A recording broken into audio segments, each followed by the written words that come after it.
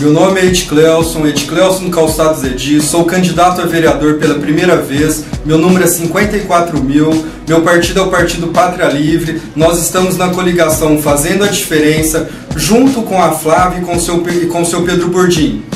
O meu apoio, eu peço voto para vocês, para a Flávia e para o seu Pedro, por ambos serem pessoas honestas, pessoas éticas, pessoas que estão com vontade de trabalhar em prol da nossa cidade, pessoas que pensam no desenvolvimento de nossa cidade.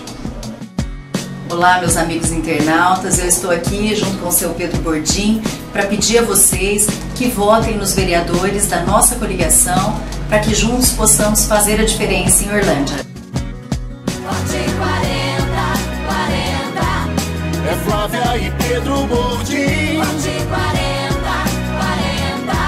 40. Seu voto fazendo a diferença. Vote 40, 40. É Flávia e Pedro Bordim. Vote 40, 40. Seu voto fazendo a diferença. Vote 40, 40.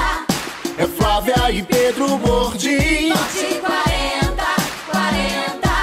Seu voto fazendo a diferença. Vote 40, 40.